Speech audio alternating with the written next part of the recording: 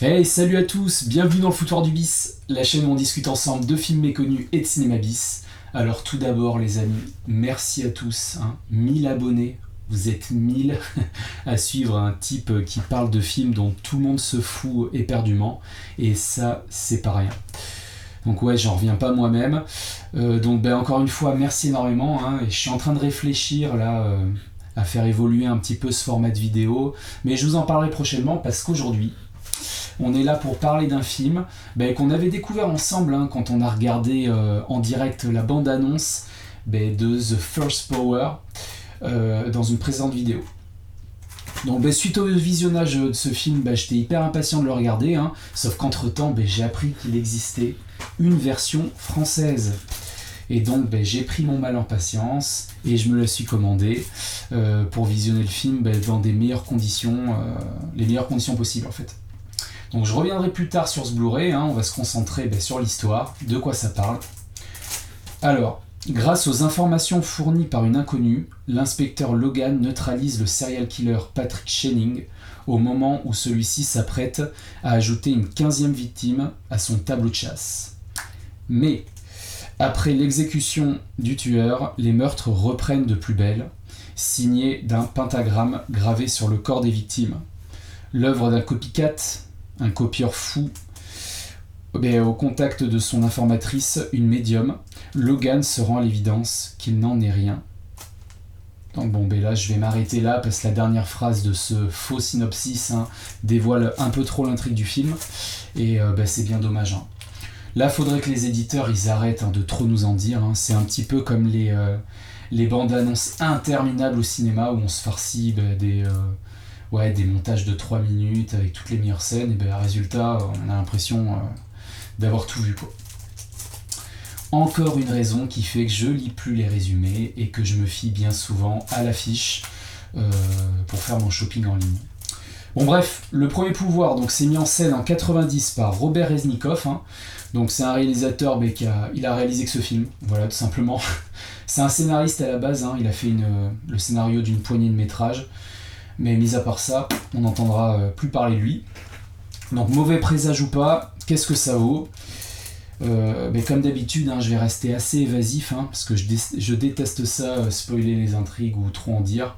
Le but de cette chaîne, vous le savez, c'est de vous donner juste mon ressenti et puis de vous donner envie de le voir, c'est tout, quoi. Donc c'est toujours sympa que vous ayez vous-même les tenants aboutissants. Alors déjà, on a affaire à un thriller ici, c'est clair et net. On va suivre l'inspecteur Logan, qui est vraiment brillamment joué par Lou Diamond Phillips. Moi j'aime beaucoup cet acteur, c'est pas le meilleur acteur du monde, mais il présente bien à l'écran, il a un charisme indéniable. Donc ce flic, il va coffrer un tueur en série hyper cruel qui assassine ses victimes sur fond de rites sataniques. Et malgré ça, il y a des meurtres similaires qui vont continuer à être perpétrés. Et c'est là où le Premier Pouvoir risque de diviser, et ça va dépendre de vos goûts et de vos attentes. Si vous attendez un thriller pur et dur dans les règles de l'art à la Seven, passez votre chemin, parce que ici il y aura une réelle dimension fantastique à prendre en compte. Alors sans vraiment parler de films d'horreur, parce qu'on n'a pas peur une seconde, on va plonger la tête la première dans du surnaturel, voilà. Là, je vous aurais prévenu. Moi, ça m'a pas dérangé. J'aime autant les films fantastiques que les enquêtes hyper terre-à-terre. D'ailleurs, l'évolution du personnage principal se fait à travers cette croyance en ce phénomène surnaturel. Au début, il est dans le déni, il y croit pas du tout, et peu à peu, il va retourner sa veste et il va y croire, à fond, quoi. Et c'est le schéma classique du héros qui est confronté aux forces du mal. Donc forcément, on est face à une mise en scène ici simpliste, sobre, sans prise de risque. Voilà, mis à part aux États-Unis, il y a fort à parier que ce film il est jamais sorti autrement qu'à la télé ou directement en VHS. Mais simpliste, ça veut pas dire non plus vide, puisqu'on va avoir toute une ambiance autour du satanisme, du démon, tout ça. Je vous en dirai pas plus, et je vous laisse découvrir par vous-même. C'est un thriller, voilà. Mais en plus de ça, comme on est dans les années 80, on a le droit à un autre lot de scènes d'action, d'explosions, de gunfight, on a des courses-poursuites en bagnole, c'est un peu la signature de l'époque, et c'est vraiment plaisant à voir, quoi. Ça c'est pour les points positifs, mais bon, on a quand même droit à quelques incohérences, des scènes un peu ridicules parfois, notamment la scène de la fenêtre, vous penserez à moi quand vous la verrez, c'est pas hyper convaincant, hein. Mais pour le reste, franchement, j'ai vraiment aimé la proposition, j'ai même beaucoup apprécié le film, on s'ennuie pas, on croit vraiment en ce qu'on voit, et même si les acteurs sont parfois un poil approximatifs, la plupart restent vraiment droits dans leurs bottes, ouais.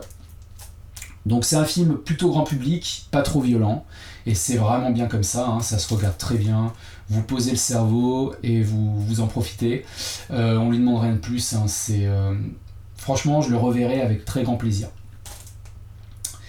Donc voilà, il existe une belle édition avec fourreau cartonné, hein, c'est de chez BQHL, c'est une production MGM. Alors belle édition ouais, par son aspect, par contre niveau contenu, il n'y a pas un seul bonus. L'audio c'est du 2.0, hein, ce qui est pas mal, mais on aurait bien apprécié du 5.1. Et côté image, c'est du 1.85, hein. Pas étonnant, ça a été tourné en 35 mm. Durée 98 minutes. Voilà. Alors c'est marrant parce que sur la version américaine, hein, c'est indiqué, il y a le pictogramme interdit aux moins de 18 ans, alors que pour la France, il y a marqué tout public. Donc voilà, on a 2 poids, 2 mesures. Encore une fois, c'est totalement regardable. C'est la note, hein. Allez, 14,5 sur 20 les amis. Il entrera pas dans le grand cercle fermé des super meilleurs films bis, mais il remplit son rôle, hein, et il va exactement où on veut. Il n'y a pas de surprise au rendez-vous, mais on apprécie de suivre l'inspecteur Logan dans son histoire. Dans le fond, rien d'original, mais dans la forme, il n'y a rien à dire. Je vous le recommande, donc foncez. Voilà les amis, j'espère que vous allez avoir donné envie de voir le film. Si vous avez apprécié cette vidéo, vous prenez une demi-seconde pour mettre un pouce bleu, vous abonner et laisser un petit commentaire. Je ne manquerai pas d'y répondre. Prenez soin de vous et à bientôt pour une prochaine pépite. Ciao!